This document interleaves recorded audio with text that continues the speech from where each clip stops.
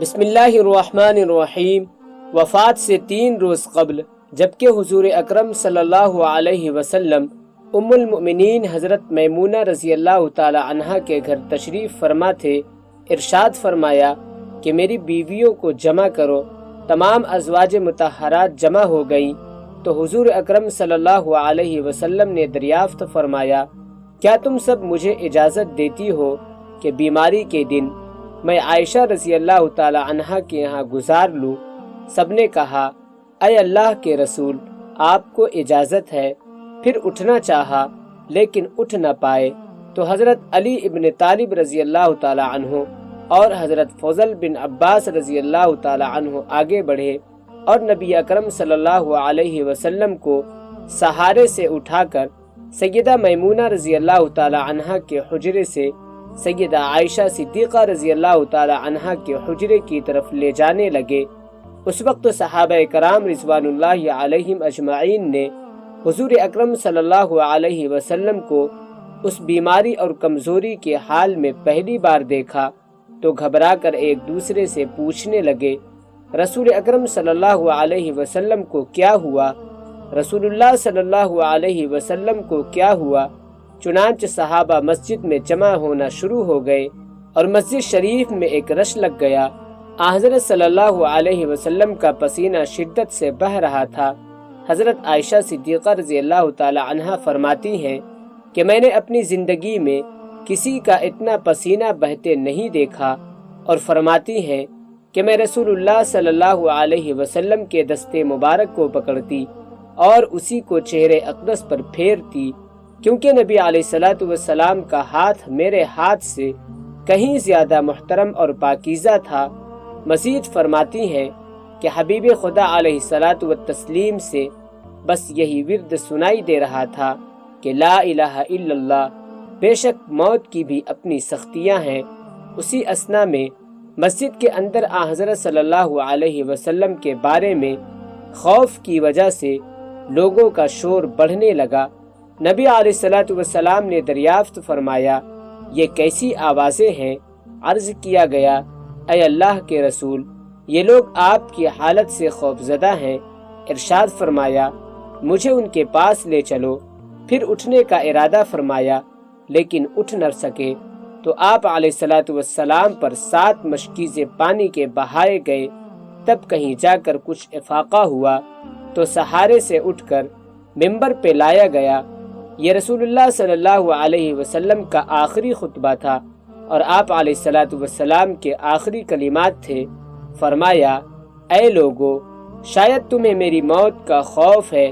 سب نے کہا، جی ہاں اے اللہ کے رسول۔ ارشاد فرمایا، اے لوگو، تم سے میری ملاقات کی جگہ دنیا نہیں، تم سے میری ملاقات کی جگہ حوض کوثر ہے۔ خدا کی قسم، گویا کہ میں یہیں سے اس حوض کوثر کو دیکھ رہا ہوں۔ اے لوگو، مجھے تم پر تنگ دستی کا خوف نہیں، بلکہ مجھے تم پر دنیا کی فراوانی کا خوف ہے کہ تم اس کے معاملے میں ایک دوسرے سے مقابلہ میں لگ جاؤ، جیسا کہ تم سے پہلے پچھلی امتوں والے لگ گئے، اور یہ دنیا تمہیں بھی ہلاک کر دے جیسا کہ انہیں ہلاک کر دیا۔ پھر مزید ارشاد فرمایا، اے لوگو، نماز کے معاملہ میں اللہ سے ڈرو، اللہ سے ڈرو، نماز کے معاملہ میں اللہ سے ڈرو، اللہ سے ڈرو، یعنی عہد کرو کہ نماز کی پابندی کرو گے، اور یہی بات بار بار دہراتے رہے۔ پھر فرمایا، اے لوگو، عورتوں کے معاملہ میں اللہ سے ڈرو، عورتوں کے معاملہ میں اللہ سے ڈرو، میں تمہیں عورتوں سے نیک سلوک کی وصیت کرتا ہوں۔ مزید فرمایا، اے لوگو، ایک بندے کو اللہ تعالیٰ نے اختیار دیا کہ دنیا کو چن لے یا اسے چن لے جو اللہ کے پاس ہے، تو اس نے اسے پسند کیا جو اللہ کے پاس ہے۔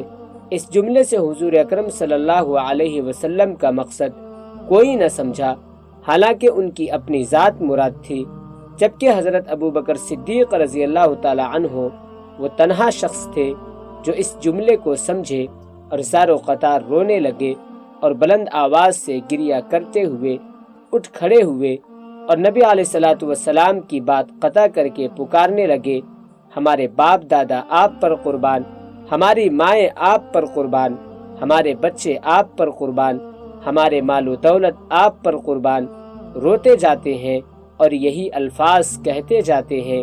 صحابہ کرام رضی اللہ عنہم اجمعین ناگواری سے حضرت ابو بکر صدیق رضی اللہ تعالی عنہ کی طرف دیکھنے لگے کہ انہوں نے نبی علیہ الصلوۃ والسلام کی بات کیسے قطع کر دی۔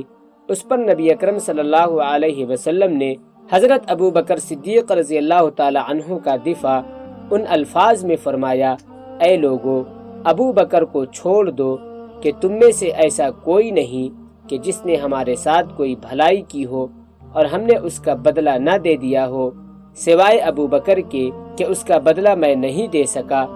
اس کا بدلہ میں نے اللہ جل شانہ پر چھوڑ دیا۔ مسجد نبوی میں کھلنے والے تمام دروازے بند کر دیے جائیں سوائے ابو بکر کے دروازے کے کہ جو کبھی بند نہ ہوگا۔ آخر میں اپنی وفات سے قبل مسلمانوں کے لیے آخری دعا کے طور پر ارشاد فرمایا، اللہ تمہیں ٹھکانہ دے، تمہاری حفاظت کرے، تمہاری مدد کرے، تمہاری تائید کرے۔ اور آخری بات جو ممبر سے اترنے سے پہلے امت کو مخاطب کر کے ارشاد فرمائی وہ یہ کہ اے لوگو، قیامت تک آنے والے میرے ہر ایک امتی کو میرا سلام پہنچا دینا۔ پھر حضرت صلی اللہ علیہ وسلم کو دوبارہ سہارے سے اٹھا کر گھر لے جایا گیا۔ اسی اثنا میں حضرت عبد الرحمن بن ابی بکر رضی اللہ تعالی عنہ خدمت اقدس میں حاضر ہوئے اور ان کے ہاتھ میں مسواک تھی۔ نبی اکرم صلی اللہ علیہ وسلم مسواک کو دیکھنے لگے لیکن شدت مرض کی وجہ سے طلب نہ کر سکے۔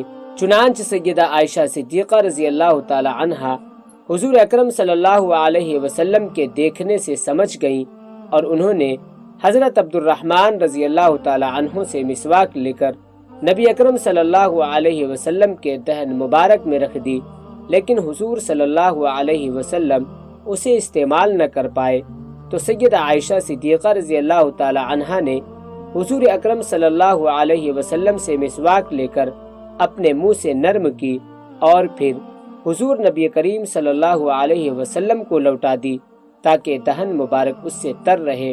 فرماتی ہیں آخری چیز جو نبی کریم صلی اللہ علیہ وسلم کے پیٹ میں گئی وہ میرا لعاب تھا، اور یہ اللہ تبارک و تعالی کا مجھ پر فضل ہی تھا کہ اس نے وصال سے قبل میرا اور نبی کریم صلی اللہ علیہ وسلم کا لعاب دہن یکجا کر دیا۔ ام المؤمنین حضرت عائشہ صدیقہ رضی اللہ تعالی عنہا مزید ارشاد فرماتی ہیں، پھر آپ صلی اللہ علیہ وسلم کی بیٹی فاطمہ تشریف لائی اور آتے ہی رو پڑی کہ نبی علیہ الصلوۃ والسلام اٹھ نہ سکے، کیونکہ نبی کریم صلی اللہ علیہ وسلم کا معمول تھا کہ جب بھی فاطمہ رضی اللہ تعالی عنہا تشریف لاتی حضور اکرم صلی اللہ علیہ وسلم ان کے ماتھے پر بوسہ دیتے تھے۔ حضور نبی کریم صلی اللہ علیہ وسلم نے فرمایا، اے فاطمہ قریب آ جاؤ۔ پھر حضور صلی اللہ علیہ وسلم نے ان کے کان میں کوئی بات کہی تو حضرت فاطمہ اور زیادہ رونے لگیں۔ انہیں اس طرح روتا دیکھ کر حضور اکرم صلی اللہ علیہ وسلم نے پھر فرمایا، اے فاطمہ قریب آؤ۔ دوبارہ ان کے کان میں کوئی بات ارشاد فرمائی تو وہ خوش ہونے لگیں۔ حضور نبی کریم صلی اللہ علیہ وسلم کے وصال کے بعد میں نے سیدہ فاطمہ رضی اللہ تعالی عنہا سے پوچھا تھا کہ وہ کیا بات تھی جس پر روئی اور پھر خوشی اظہار کیا تھا۔ سیدہ فاطمہ رضی اللہ تعالی عنہا کہنے لگی، پہلی بار جب میں قریب ہوئی تو فرمایا، فاطمہ میں آج رات اس دنیا سے کوچ کرنے والا ہوں، جس پر میں رو دی۔ جب انہوں نے مجھے بے تحاشا روتے دیکھا تو فرمانے لگے، فاطمہ میرے اہل خانہ میں سب سے پہلے تم مجھ سے آ ملو گی، جس پر میں خوش ہو گئی۔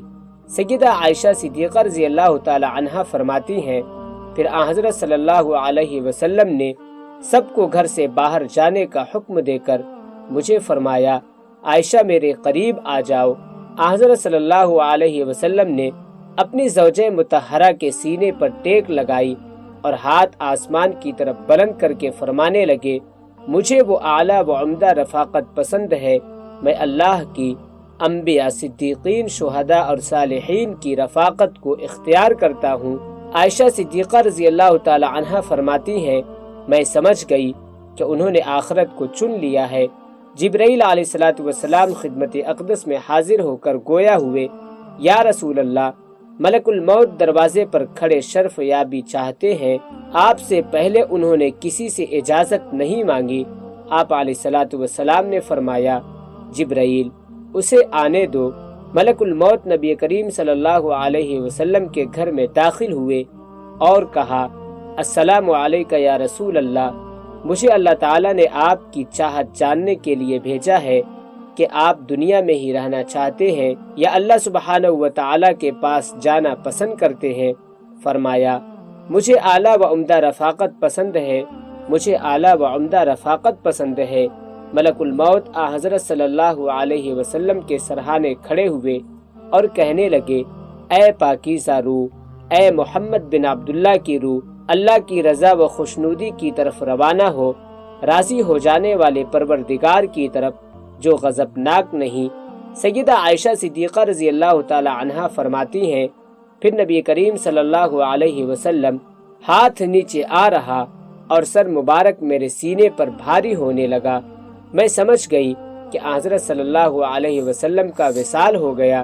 مجھے اور تو کچھ سمجھ نہیں آیا، سو میں اپنے حجرے سے نکلی اور مسجد کی طرف کا دروازہ کھول کر کہا، رسول اللہ صلی اللہ علیہ وسلم کا وصال ہو گیا، رسول اللہ صلی اللہ علیہ وسلم کا وصال ہو گیا۔ مسجد آہوں اور نالوں سے گونجنے لگی۔ ادھر علی کرم اللہ وجہہ جہاں کھڑے تھے وہیں بیٹھ گئے، پھر ہلنے کی طاقت تک نہ رہی۔ ادھر عثمان بن عفان رضی اللہ تعالی عنہ معصوم بچوں کی طرح ہاتھ ملنے لگے اور سیدنا عمر رضی اللہ تعالی عنہ تلوار بلند کر کے کہنے لگے، خبردار، جو کسی نے کہا رسول اللہ صلی اللہ علیہ وسلم وفات پا گئے ہیں، میں ایسے شخص کی گردن اڑا دوں گا۔ میرے آقا تو اللہ تعالیٰ سے ملاقات کرنے گئے ہیں، جیسے موسیٰ علیہ السلام اپنے رب سے ملاقات کو گئے تھے۔ وہ لوٹ آئیں گے، بہت جلد لوٹ آئیں گے۔ اب جو وفات کی خبر اڑائے گا، میں اسے قتل کر ڈالوں گا۔ اس موقع پر سب سے زیادہ ضبط، برداشت اور صبر کرنے والی شخصیت سیدنا ابو بکر صدیق رضی اللہ تعالی عنہ کی تھی۔ آپ حجرہ نبوی میں داخل ہوئے، رحمت دو عالم صلی اللہ علیہ وسلم کے سینے مبارک پر سر رکھ کر رو دیے، کہہ رہے تھے، وا خلیلہ، وا صفیہ، وا حبیبہ، وا انبیاء، ہائے میرا پیارا دوست، ہائے میرا مخلص ساتھی، ہائے میرا محبوب، ہائے میرا نبی۔ پھر حضرت صلی اللہ علیہ وسلم کے ماتھے پر بوسہ دیا اور کہا، یا رسول اللہ، آپ پاکیزہ جیے اور پاکیزہ ہی دنیا سے رخصت ہو گئے۔ سیدنا ابو بکر صدیق رضی اللہ تعالی عنہ باہر آئے اور خطبہ دیا، جو شخص محمد صلی اللہ علیہ وسلم کی عبادت کرتا ہے سن رکھے، حضرت صلی اللہ علیہ وسلم کا وصال ہو گیا، اور جو اللہ تعالیٰ کی عبادت کرتا ہے وہ جان لے کہ اللہ جل شانہ کی ذات ہمیشہ زندگی والی ہے، جیسے موت نہیں۔ سیدنا عمر رضی اللہ تعالی عنہ کے ہاتھ سے تلوار گر گئی۔ عمر رضی اللہ تعالی عنہ فرماتے ہیں، پھر میں کوئی تنہائی جگہ کی تلاش کرنے لگا جہاں اکیلا بیٹھ کر روؤں۔ حضرت صلی اللہ علیہ وسلم کی تدفین کر دی گئی۔ سیدہ فاطمہ رضی اللہ تعالی عنہ فرماتی ہیں، تم نے کیسے گوارا کر لیا کہ نبی اکرم صلی اللہ علیہ وسلم کے چہرے انور پر مٹی ڈالو؟ پھر کہنے لگیں، یا ابتاہ اجاب ربن دعاہ، یا ابتاہ جنت الفردوس ماواہ، یا ابتاہ الی جبریل ننعاہ۔ ہائے میرے پیارے بابا جان کہ اپنے رب کے بلاوے پر چل دیے، ہائے میرے پیارے بابا جان کہ جنت الفردوس میں اپنے ٹھکانے کو پہنچ گئے، ہائے میرے پیارے بابا جان کہ ہم جبرائیل کو ان کے آنے کی خبر دیتے ہیں۔ اللہم صلی علی محمد کما تحب و ترضی۔